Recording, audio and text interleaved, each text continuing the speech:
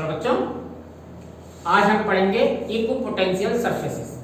Equipotential surfaces नाम से आपको बेटा क्लियर हो रहा है इक्विपोटेंशियल से कि ऐसे सरफेस जिसके सभी पॉइंटों पर पोटेंशियल इक्वल हो उसे हम इक्विपोटेंशियल सरफेस कहते हैं।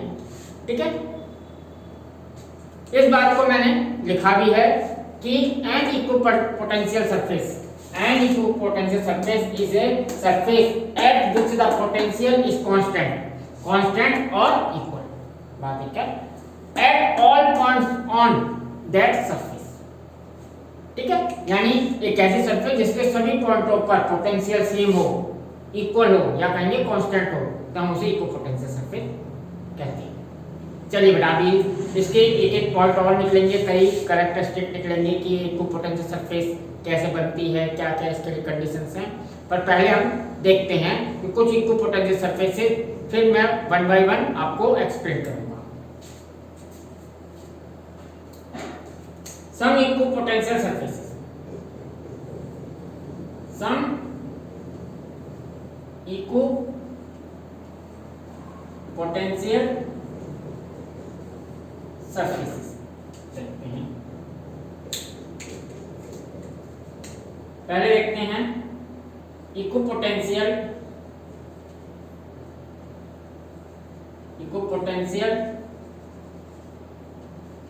Surfaces for a single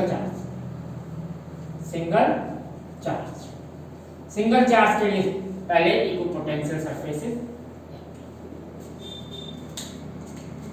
suppose ये कोई पॉजिटिव चार्ज है, सिंगल चार्ज। ठीक है, हमें इसकी वजह से इक्विपोटेंशियल सरफेस देखनी है। इक्विपोटेंशियल से का मतलब मींस कि ऐसी सरफेस जिसके सभी पॉइंटों पर ई एवरेज ईच पॉइंट है कांस्टेंट पोटेंशियल। तो ये बेटा एक पॉइंट चार्ज है सिंगल, इसकी वजह से हमने फॉर्मूला पढ़ा था potential due two point charge. Formula था बेटा 1/4πε0 Q upon R। Point charge की वजह से R डिस्टेंस पर पोटेंशियल फाइंड करने के लिए ये फॉर्मूला हम पहले फाइंड कर चुके हैं। देखिएगा बेटा, अगर ये Q चार्ज है, हमें ऐसी सरफेस इसके ऊपर ड्रॉ करनी है जिसके सभी पॉइंटों पर पोटेंशियल सेम है। तो पोटेंशियल सेम के लिए यानी ये वैल्यू सेम हो। तो यहाँ देखिएगा बेटा, ये वैल्यू तो कांस्टेंट है, इसको गौर नहीं करते। चार्ज Q मेरा ये भी कांस्टेंट है यहाँ, क्योंकि हम इसी चार्ज के लिए निकाल रहे हैं। डिस्टेंसेस ये अलग अलग पॉइंटों के डिस्टेंसेस है R। तो हमें एक ऐसी सरफेस चॉइस करनी है जिसके लिए इस चार्ज से डिस्टेंस सेम रहे। क्या है? सेम रहे। तो वो कैसी सरफेस हो सकती है? अगर मैं इसके ऊपर क्यूब बनाऊं, देखिएगा बेटा, क्यूबॉइड सरफेस बनाऊं, तो इस चार्ज से इस पॉइंट तक का डिस्टेंस देखिएगा बेटा, इस पॉइंट तक का डिस्टेंस यहां से सपोज R है, इस पॉइंट का डिस्टेंस अलग होगा, ये इस पॉइंट का डिस्टेंस अलग। इट मींस ये वैल्यू सेम नहीं है, डिस्टेंस इसका पोटेंशियल अलग होगा, इसका पोटेंशियल अलग। ऐसे किसी और पॉइंट की बात की जाए तो ये डिस्टेंस। तो हमें एक ऐसी सरफेस लेनी है कि इस Q से उस सरफेस के सभी पॉइंटों का डिस्टेंस R हो। तो वो कैसी हो सकती है बेटा? वो हो सकती है कि इस तरह जिसका सेंटर ये चार्ज हो। तो इसे हटाते हैं, देखते हैं।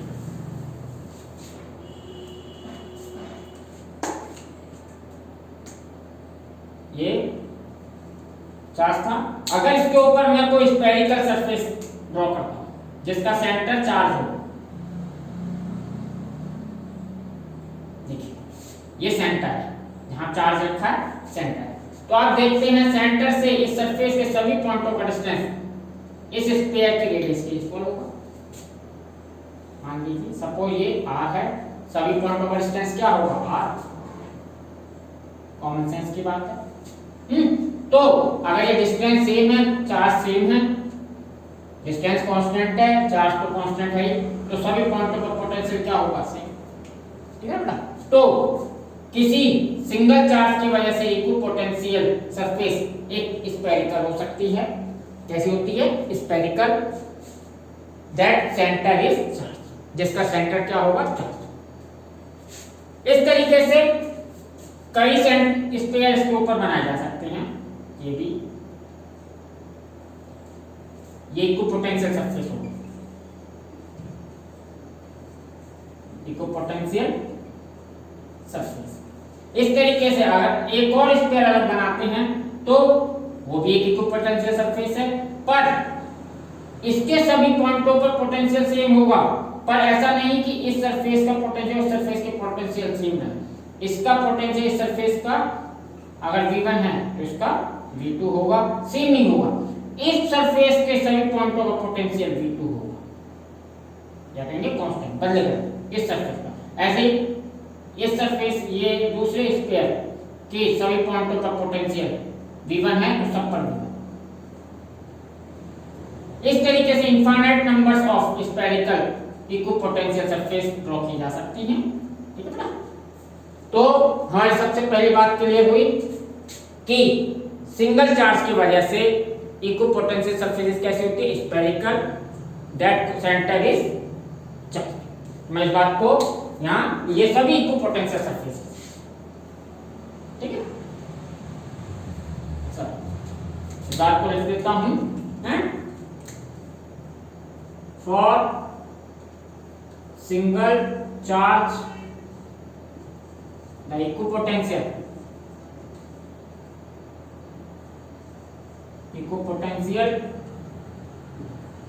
surfaces is spherical centered at charge। ठीक है? इसका सेंटर क्या होगा? चार्ज है, और ये स्फेरिकल शेप में। चलिए बेटा, इसमें आप एक इंपॉर्टेंट बात देखते हैं।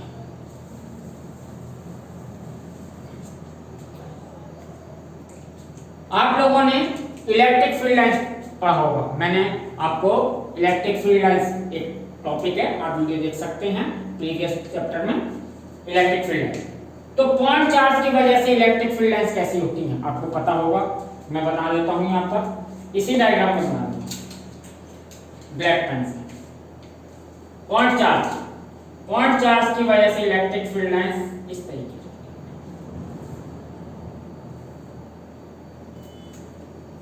कुछ ड्रॉ कर देते हैं।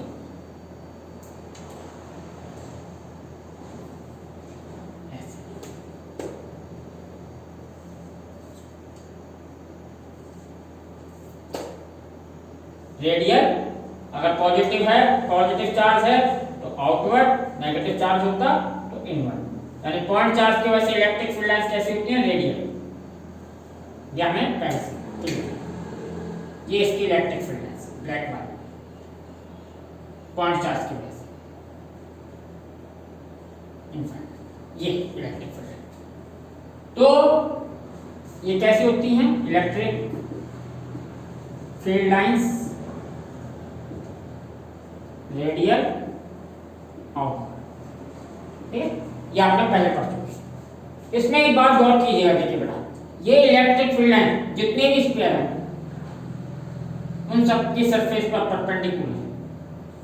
आपको मालूम है रेडियस क्या होती है? रेडियस स्फीयर के ऊपर क्या होती है? परपेंडिकुलर। और ये इलेक्ट्रिक फील्ड रेडियस रेडियल है, रेडियल डायरेक्शन में।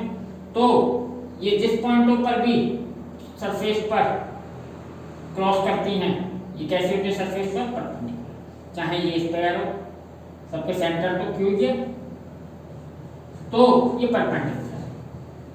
यानी कि इक्विपोटेंशियल सरफेस जो सिंगल चार्ज की वजह से बन रही थी, उस पर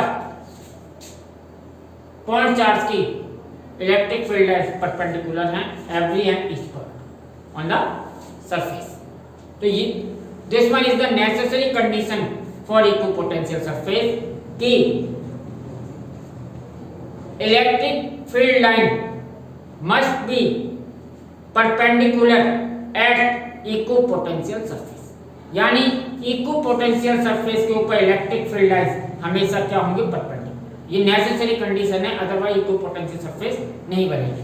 तो मैंने यहाँ आपको एक प्रूफ ड्रॉ करके दिखाया है कि यहाँ पर परपेंडिकुलर है सरफेस पर, तभी ये इक्विपोटेंशियल सरफेस बनेगी। ये नेसेसरी है, इस बात को मैं लिख देता हूँ, ये बहुत इंपॉर्टेंट है।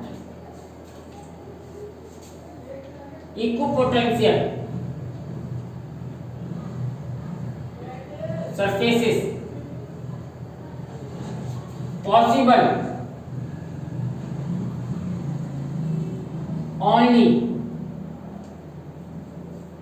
when electric field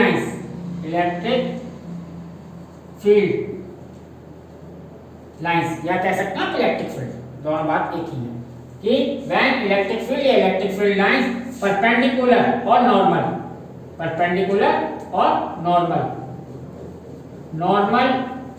at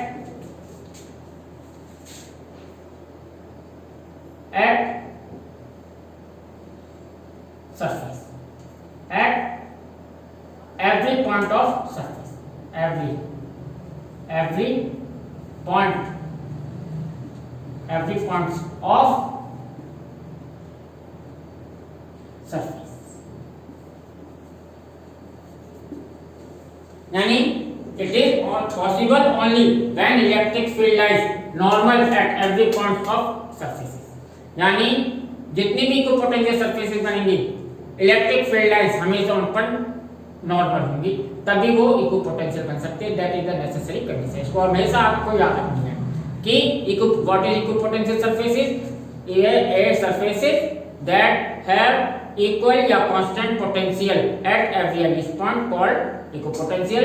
second one, electric field line must be perpendicular at every else point on equipotential surface.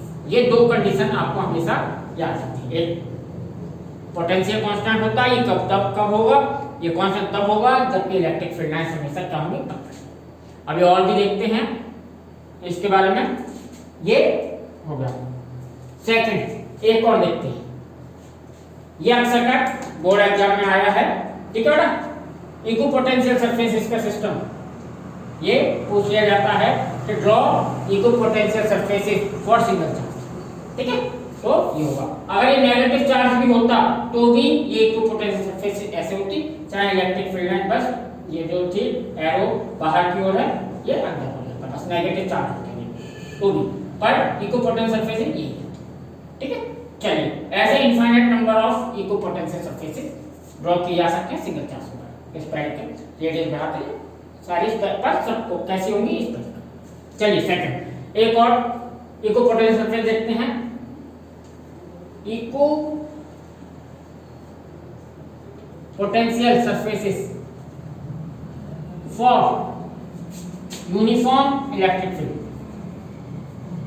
Uniform electric field, ठीक है। यहाँ डायरेक्ट इलेक्ट्रिक फील्ड दे दिया है, यहाँ चार्ज था, ठीक है, यहाँ इलेक्ट्रिक फील्ड यानी यूनिफॉर्म इलेक्ट्रिक फील्ड। आपको मालूम है यूनिफॉर्म इलेक्ट्रिक फील्ड क्या होता है, कैसे ड्रॉ किया जाता है, equidistant parallel lines pointing in same direction. मैं कुछ 2-3 लाइनें लिख देता हूँ जल्दी से,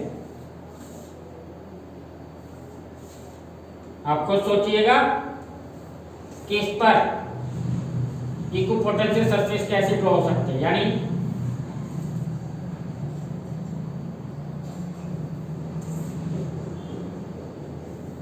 देखिएगा, यही यूनिफॉर्म इलेक्ट्रिक फील्ड,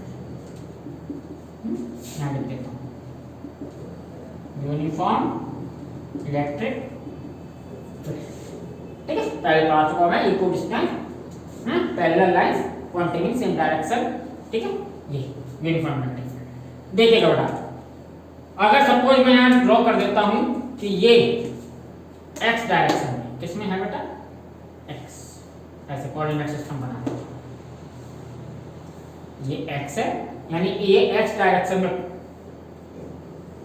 यूनिफॉर्म, और ये कैसा हो जाएगा, z, ठीक है। ये मैंने कोऑर्डिनेट पे लिखा है। अब हमें इसके ऊपर ऐसी सरफेसेस चॉइस करनी है जिस पर ये इलेक्ट्रिक फील्ड लाइंस क्या हो, परपेंडिकुलर, क्योंकि इक्विपोटेंशियल सरफेस के लिए मैंने क्या कंडीशन लिखाई है कि इलेक्ट्रिक फील्ड लाइंस हमेशा नॉर्मल हो, उस जिस सरफेस पर वो सरफेस क्या होगी इक्विपोटेंशियल। तो इस पर नॉर्मल कौन सी सरफेस होगी, सोचिए कोई भी ऐसी सरफेस जो वाई जेड प्लेन में होगी वो इस पर नॉर्मल होगी, क्योंकि इलेक्ट्रिक फील्ड किस डायरेक्शन में एक्स, तो वाई जेड में है। तो आप ऐसे कह सकते हैं कोई भी प्लेन ऐसा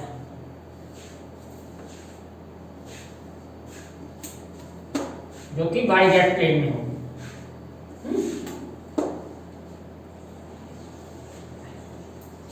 ये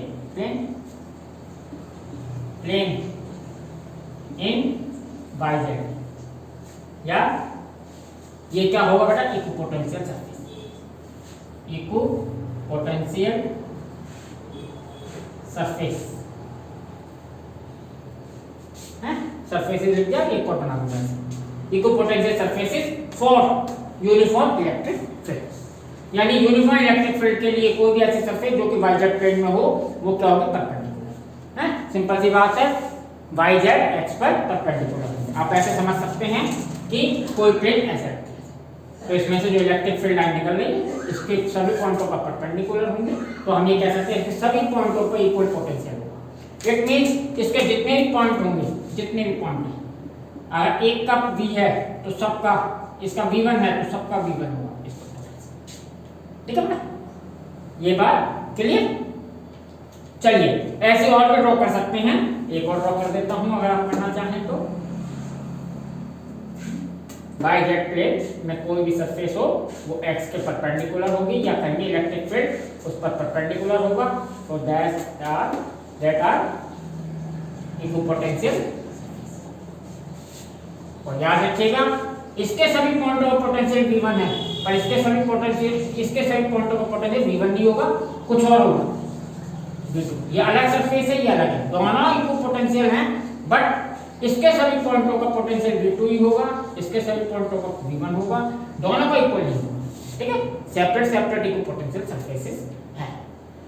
तो ये हो गया हमारा equipotential surfaces for uniform electric field. चलिए अभी और भी दो सिस्टम हैं जो कि बोर्ड एग्जाम में पूछे गए हैं, उनके बारे में भी देखते हैं, ये आपको क्लियर होगा। चलिए एक चीज और मैं बताता हूं, अगर इलेक्ट्रिक फील्ड लाइन नॉर्मल होती हैं, इलेक्ट्रिक फील्ड लाइन नॉर्मल होती हैं, तो सपोज मुझे इस पॉइंट से चार्ज को इस पॉइंट तक ले जाना है, तो मुझे कोई भी वर्क नहीं करना पड़ेगा, इसलिए इसके सभी पॉइंटों का पोटेंशियल क्या होता है सेम, समझिएगा।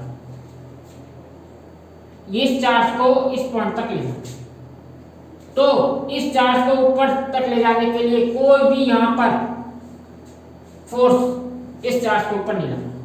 जो ये फोर्स लग रहा है इलेक्ट्रिक फील्ड, ये इलेक्ट्रिक फील्ड चार्ज को उधर ले जा सकते हैं, ये परपेंडिकुलर इलेक्ट्रिक फील्ड है, और परपेंडिकुलर फोर्स हॉरिजॉन्टल फोर्स को इफेक्ट नहीं करता, हम ये बात करते हैं। ऐसे समझिए कि जब हम मूवमेंट करते हैं, जब हम चलते हैं, तो हम ये कहते हैं कि work done against gravity is zero, यानी हमने ग्रेविटी के अगेंस्ट जीरो वर्क किया, क्योंकि ग्रेविटी वर्टिकल डाउनवर्ड और हम चल रहे हैं हॉरिजॉन्टल डायरेक्शन में, तो ग्रेविटी का के अगेंस्ट हमें कोई वर्क नहीं करना होगा। तो सेम यही होता है कि यहाँ इलेक्ट्रिक फील्ड परपेंडिकुलर है, इलेक्ट्रिक फील्ड परपेंडिकुलर है तो हमें इसके अगेंस्ट कोई वर्क नहीं करना पड़ा, इस चार्ज को यहाँ तक ले जा रहे हैं, इसके अगेंस्ट कोई इलेक्ट्रोस्टैटिक फोर्सेस से लग नहीं रहा, इसे यहां तक ले जाने में कोई वर्क नहीं करना पड़ेगा। इट मींस दोनों पॉइंटों का पोटेंशियल सेम होगा, क्योंकि पोटेंशियल की डेफिनेशन कहती है bringing a unit positive charge from one point two another point against electrostatic force, the work done in this process called potential at that point. यानी charge को एक पॉइंट से दूसरे पॉइंट तक ले जाने में इलेक्ट्रोस्टैटिक फोर्स के अगेंस्ट जो भी वर्क करना पड़ेगा वही इस पॉइंट का पोटेंशियल होगा, ठीक है। यहां से यहां ले जाने में तो वर्क ही नहीं करना पड़ा, क्योंकि इसका किसी ने अपोज ही नहीं किया, इस डायरेक्शन में कोई भी इलेक्ट्रिक फील्ड है ही नहीं जो इसका अपोज करे, तो हम ये कह सकते हैं यहाँ से यहाँ पे ले जाना, जीरो वर्क करना पड़ा तो जो पोटेंशियल इसका तब वो पोटेंशियल इसका। ठीक है, इसको ऐसे भी समझिए कि इलेक्ट्रिक फील्ड होगा तो जैसे कि ये सिंगल पॉइंट चार्ज है। ठीक है, अभी हमने सिंगल चार्ज के लिए इक्विपोटेंशियल सरफेस स्फेरिकल बनाया जिसका सेंटर चार्ज था। अभी मैं एक ऐसी सरफेस बना रहा हूं, स्फेरिकली बना रहा हूं, पर इसका सेंटर चार्ज नहीं है, इसका सेंटर चार्ज नहीं है, ऐसे समझिए इसका सेंटर ये चार्ज सेंटर पर नहीं है। तो जो इसकी वजह से इलेक्ट्रिक फील्ड लाइंस, इसकी वजह से जो इलेक्ट्रिक फील्ड लाइंस बनेगी, इलेक्ट्रिक फील्ड लाइंस ऐसी होती है सिंगल चार्ज की वजह से, रेडियल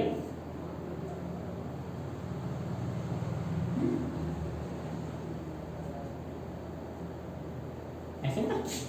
तो देखिएगा ये रेडियल तो है, पर ये इस सरफेस पर, इस स्फीयर पर रेडियस नहीं है क्योंकि सेंटर पर नहीं है चार्ज, तो ये हर पॉइंटों पर परपेंडिकुलर नहीं होगी, ये परपेंडिकुलर नहीं है, ये परपेंडिकुलर नहीं है, ये परपेंडिकुलर नहीं है। ठीक है, ये सब परपेंडिकुलर नहीं होगी। तो परपेंडिकुलर नहीं होगी तो हम क्या कहेंगे कि जैसे ये चार्ज है, ये इलेक्ट्रिक फील्ड है, सॉरी, इस इलेक्ट्रिक फील्ड के हम दो कंपोनेंट करते हैं, दो परपेंडिकुलर कंपोनेंट करते हैं, एक सरफेस के अलाउ एक सरफेस के परपेंडिकुलर। तो देखिए बेटा, सरफेस के अलाउ कंपोनेंट ये हो गया ई cos थीटा, और सरफेस के परपेंडिकुलर ये हो गया ई sin थीटा। इस पॉइंट को हम ये चार्ज इसको थीटा, यानी अगर इस इलेक्ट्रिक फील्ड के दो कंपोनेंट करते हैं, एक सरफेस के अलाउ एक सरफेस के परपेंडिकुलर, तो सरफेस के परपेंडिकुलर ई sin थीटा हो गया, सरफेस के अलाउ ई cos थीटा। अब इस सरफेस पर Q चार्ज को कोई चार्ज ले, Q इस पॉइंट से इस पॉइंट तक ले जाना है, तो ये इलेक्ट्रिक फील्ड का कंपोनेंट वर्क करेगा, हमें चार्ज को इस कंपोनेंट के अगेंस्ट ले जाना, तो वर्क करना होगा, और वर्क करना पड़ा तो यहाँ पोटेंशियल चेंज हो जाएगा। तो that is the necessary condition कि electric field line must be perpendicular at equipotential surface. अगर ऐसा नहीं होगा तो कोई नॉन जीरो कंपोनेंट, यहाँ लिख देता हूं, नॉन जीरो कंपोनेंट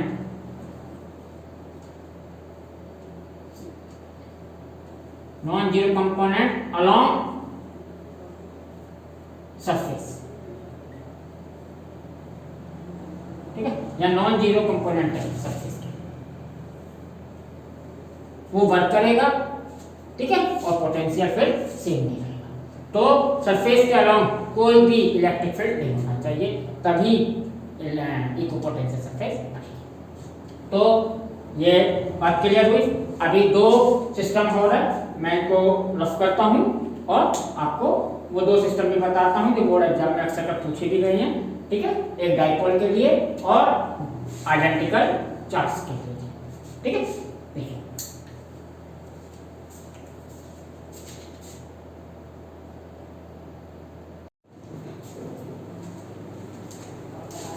चलिए बच्चों, अब हम देखते हैं third, equipotential surfaces for an electric dipole. Electric dipole की वजह से इक्विपोटेंशियल सरफेस कैसे होगी। चलिए, तो सबसे पहले मैं इलेक्ट्रिक डाइपोल होता है एक प्लस और माइनस चार्ज सिस्टम, जिनके दोनों चार्जेस का मैग्नीट्यूड सेम होता है, पोलैरिटी अपोजिट होती है। ओके बेटा, ये कोई है, इस पर इक्विपोटेंशियल सरफेस बनानी है तो सबसे पहले हमें इलेक्ट्रिक फील्ड पता होना चाहिए, ये इसके इलेक्ट्रिक फील्ड लाइंस कैसे होती है, तभी हम उसको परपेंडिकुलर सरफेस से ड्रॉ करें। तो इसकी इलेक्ट्रिक फील्ड लाइन देखिएगा बेटा, इसकी इलेक्ट्रिक फील्ड लाइंस पॉजिटिव से स्टार्ट होकर ये इलेक्ट्रिक फील्ड लाइंस टॉपिक में हम पहले पढ़ चुके हैं, इन सिस्टम्स की इलेक्ट्रिक फील्ड। तो आप देख लीजिए, ये पॉजिटिव से शुरू होती हैं, नेगेटिव पर जाती, और भी किताबों में दे रखा है ऐसे। अब आगे डायग्राम नहीं बन सकता तो डॉट डॉट डॉट डॉट ऐसे आके मिल गया।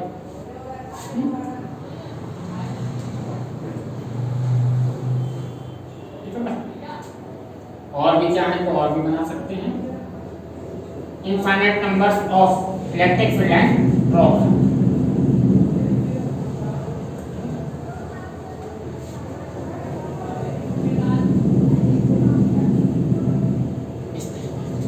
ये इसका इलेक्ट्रिक फील्ड है। तो बेटा इसके ऊपर जो इक्विपोटेंशियल सरफेस होती है वो कुछ इस तरीके से इन पर परपेंडिकुलर,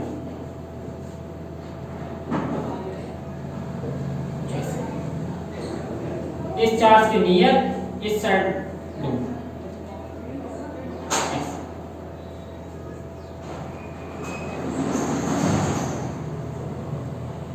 ये इसकी इक्विपोटेंशियल सरफेस, ठीक है। इस साइड बनानी हो नेगेटिव के पास और इस तरफ पास, क्योंकि नंबर ऑफ इलेक्ट्रिक फील्ड ज्यादा है, या कह सकते हैं स्ट्रॉन्ग इलेक्ट्रिक फील्ड है, तो ये इधर ज्यादा नियर होती है, इधर दूर होती है। ये इक्विपोटेंशियल सरफेस ऐसे कई खींच सकते हैं। इक्विपोटेंशियल सरफेसेस फॉर डाइपोल, ये इलेक्ट्रिक डाइपोल के लिए ऐसे इनफाइनाइट नंबर सब खींचे। इसमें एक बात याद रखिएगा बेटा, इधर नंबर ऑफ इलेक्ट्रिक फील्ड पास पास है, तो ये इक्विपोटेंशियल सरफेसेस प्लस के ज्यादा नियर होंगी, इस साइड नियर होंगी, इस साइड दूर होंगी, इधर दूर है इधर पास है, ऐसे। तो इसको याद रखिएगा, जहां इलेक्ट्रिक फील्ड ज्यादा है या कह सकते हैं स्ट्रॉन्ग इलेक्ट्रिक फील्ड है, वहां चार्ज के ज्यादा नियर होगी सरफेस, और दूसरी तरफ दूर इस तरीके से, यहाँ भी पास है इधर पास है, ठीक है। ये इलेक्ट्रिक डाइपोल के equipotential surfaces for electric dipole, ठीक है बेटा। एक और सिस्टम है, ये बोर्ड एग्जाम में अक्सर पूछा गया है इसलिए मैं बना रहा हूं। Equipotential surfaces for two identical charges. मैं यहाँ पॉजिटिव चार्ज लेकर चल रहा हूं, पहले पॉजिटिव हो या नेगेटिव कोई फर्क नहीं पड़ेगा। सपोज ये भी प्लस ये भी प्लस चार्जेस, तो इनकी वजह से इक्विपोटेंशियल सरफेस पहले इनका इलेक्ट्रिक फील्ड होगा। तो बेटा इनका इलेक्ट्रिक फील्ड क्योंकि दोनों पॉजिटिव हैं, इलेक्ट्रिक फील्ड लाइन कहाँ जाएंगी इनफाइनाइट पर। यहाँ नेगेटिव चार्ज था तो पॉजिटिव से स्टार्ट होकर कहाँ रही थी नेगेटिव, वहाँ नेगेटिव है नहीं, पहले पढ़ चुके हैं आप, एक बार नहीं। इसकी इलेक्ट्रिक फील्ड लाइन बेटा कुछ ऐसे बनती है।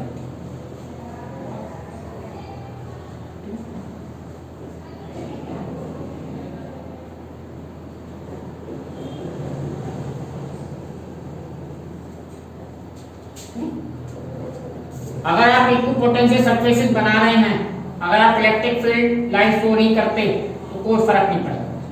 एनसीईआरटी में इलेक्ट्रिक फील्ड लाइन शो नहीं की गई, पर मैंने आपके डायग्राम में बना दी। आप सिर्फ ये ब्लैक ब्लैक लाइंस ना बनाइए, सिर्फ ये ग्रीन ग्रीन सरफेसेस बना दीजिए। ओके, ये मैं आपको समझाने के लिए बना, नहीं भी बनाएंगे तो भी चलेगा, बनाएंगे तो और अच्छा है। कुछ इस तरीके का इलेक्ट्रिक फील्ड होता है। इसमें क्या है बेटा, सेम लगभग ऐसा ही बनेगा। इसमें इस साइड स्ट्रॉन्ग इलेक्ट्रिक फील्ड है, देखिए इधर नंबर ऑफ इलेक्ट्रिक फील्ड है पास पास, तो ये जो है इधर नियर होगा, इधर पास, इधर दूर, इधर पास।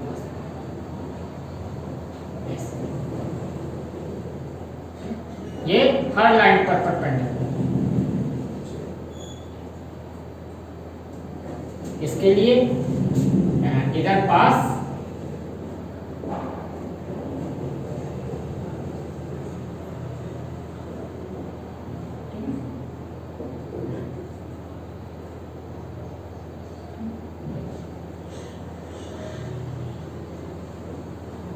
इस साइड पास, ये जहां number of electric field line ज्यादा है या स्ट्रॉन्ग इलेक्ट्रिक फील्ड है वहां नियर, जहां वीक है वहां याद रखिए।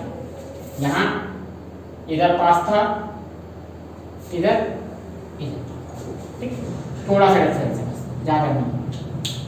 ये इसकी इक्विपोटेंशियल सरफेस, ठीक है, equipotential surfaces for two identical charges, ठीक है। आइडेंटिकल का मतलब दोनों पॉजिटिव, मैग्नीट्यूड भी इक्वल, ठीक है, सेम चार्ज। एक और इस पर बन जाती है फिर सरफेस ऐसे,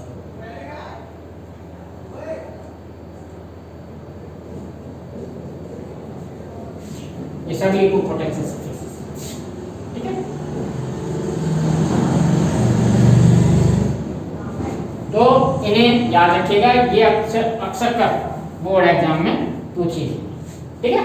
इको अब मैं लिखता नहीं, आप समझ जाएंगे, ठीक है।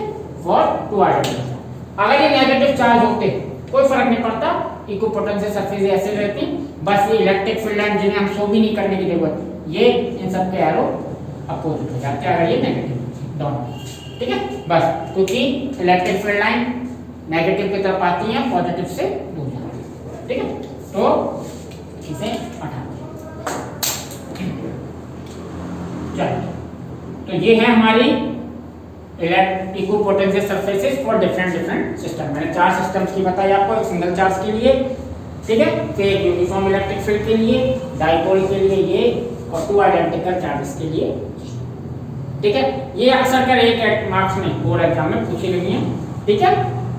चलिए अब एक चीज लेते हैं जिन्हें मैं अभी साथ के साथ करा देता हूं।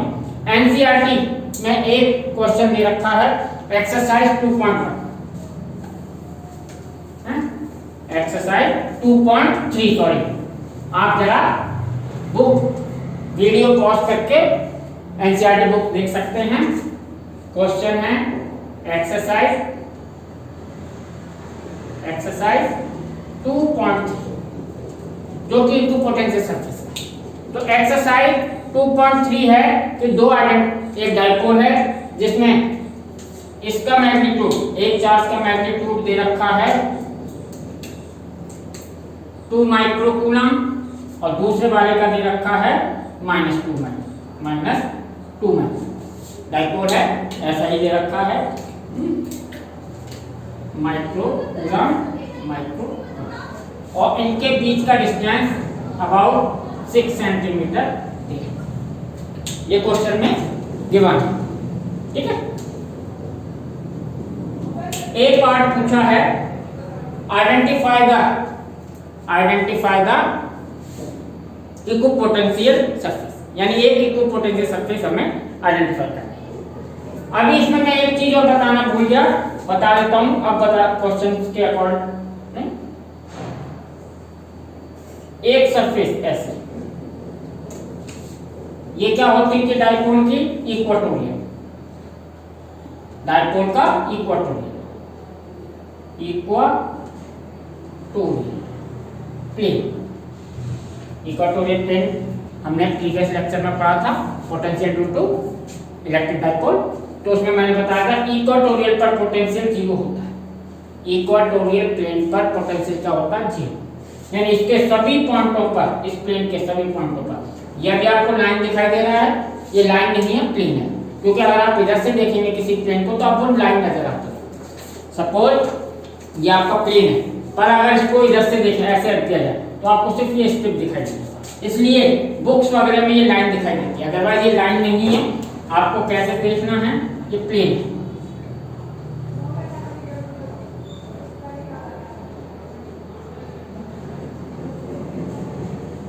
ऐसा प्लेन है, इसके सभी पॉइंटों पर पोटेंशियल क्या होता है? 0। तो ये भी एक तरीके की इक्विपोटेंशियल सरफेस है, क्योंकि पोटेंशियल सेम है, 0 है, कोई बात नहीं, पर सभी पॉइंटों पर पोटेंशियल क्या है? 0। तो ये भी डाइपोल की एक इक्विपोटेंशियल सरफेस है। तो क्वेश्चन पूछा था कि अगर -2 माइक्रोकूलम और +2 माइक्रोकूलम जो कि 6 सेंटीमीटर अपार्ट हैं, उनमें एक कोई भी एक इक्विपोटेंशियल सरफेस आइडेंटिफाई करनी है, तो ये भी सरफेसेस बनेगी, पर इनको एग्जैक्टली हमें बताना पॉसिबल नहीं है, तो हमने ये बता दिया, इसका आंसर लिख दिया कि एट इक्वेटोरियल, और इक्वेटोरियल कितना हो, यहाँ से ये सेंटर होता है 3 सेंटीमीटर फ्रॉम एनी चार्ज है, at equatorial plane potential is 0 at every and each point, so that is a equipotential surface for dipole। ठीक है, याद रखेंगे कि इक्वेटोरियल प्लेन के लिए इक्वेटोरियल प्लेन क्या है? Equipotential surface. ये क्या है? इक्विपोटेंशियल सरफेस और ये भी इक्विपोटेंशियल सरफेस। ठीक है,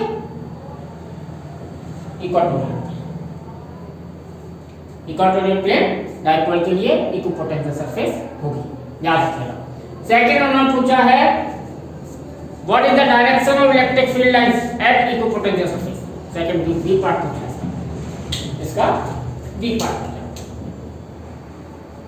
तो सिंपल सी बात, इक्विपोटेंशियल सरफेस पे इलेक्ट्रिक फील्ड लाइंस क्या होती है? परपेंडिकुलर, बस लिख दीजिएगा, सिंपल परपेंडिकुलर, बिना सोचे। अगर इक्विपोटेंशियल सरफेस पे इलेक्ट्रिक फील्ड लाइंस की डायरेक्शन पूछ ली जाए तो सिंपल नेसेसरी कंडीशन है परपेंडिकुलर नॉर्मल। ठीक है, अब यहां इस एक बात और याद रखिएगा, नोट वेरी इंपॉर्टेंट, क्या है? Two equipotential surfaces, two equipotential surfaces never intersect each दो इक्विपोटेंशियल सरफेसेस कभी भी एक दूसरे को क्रॉस नहीं करते, इंपॉर्टेंट है। ठीक है, याद रखिए। जैसे two electric field lines never intersect each other, same way two equipotential surfaces never intersect each other. क्यों नहीं? समय ऐसे समझ लीजिए, मान लीजिए आपकी एक ये इक्विपोटेंशियल सरफेस है, ये दूसरी इक्विपोटेंशियल सरफेस है, मान लीजिए यहां क्रॉस। अगर यहां क्रॉस कर दी तो इलेक्ट्रिक फील्ड ऐसा होना चाहिए जो इस सरफेस पर भी नॉर्मल हो और इस सरफेस पर भी नॉर्मल हो, जो कि पॉसिबल नहीं, क्योंकि इसके लिए नॉर्मल के लिए इलेक्ट्रिक फील्ड ऐसा होना चाहिए। देखिएगा, इस पॉइंट पर नॉर्मल ऐसा होना चाहिए इलेक्ट्रिक फील्ड, और ब्लू वाले के लिए इलेक्ट्रिक फील्ड कैसा होना चाहिए? ऐसे नॉर्मल होगा। क्या एक पॉइंट पर दो इलेक्ट्रिक फील्ड डायरेक्शन हो सकती है? नहीं, एक पॉइंट पर इलेक्ट्रिक फील्ड की दो डायरेक्शन नहीं हो सकती, इसलिए ऐसी इक्विपोटेंशियल सरफेस हो नहीं सकती कि जिन पर दो इलेक्ट्रिक फील्ड डायरेक्शन, ठीक है, तो इंटरसेक्ट नहीं करती। ये कॉन्सेप्ट है कि two equipotential surfaces never intersect each other. अगर वो इंटरसेक्ट करेंगी तो उस पर इलेक्ट्रिक फील्ड की दो डायरेक्शन होंगी, जिसकी जो कि पॉसिबल नहीं है, क्योंकि एक पर अगर परपेंडिकुलर होता है तो दूसरे पर वो परपेंडिकुलर नहीं होगा इलेक्ट्रिक फील्ड, और दो इलेक्ट्रिक फील्ड होती है। तो ये बात नहीं याद रखिएगा। तो अभी हमारा इक्विपोटेंशियल सरफेसेस हो गया। इन्हीं चार सिस्टम्स में से बोर्ड एग्जाम में पूछा जाता है। कुछ और बोर्ड एग्जाम में क्वेश्चंस आए हुए हैं, जिन्हें मैं नेक्स्ट लेक्चर में एक सेपरेट वीडियो है इसके बाद बना रहा हूँ, उसमें मैंने जितने भी लास्ट ईयर बोर्ड एग्जाम में क्वेश्चंस आए इंपॉर्टेंट उन सबको लिया, तो आप उन्हें देखिए। ओके।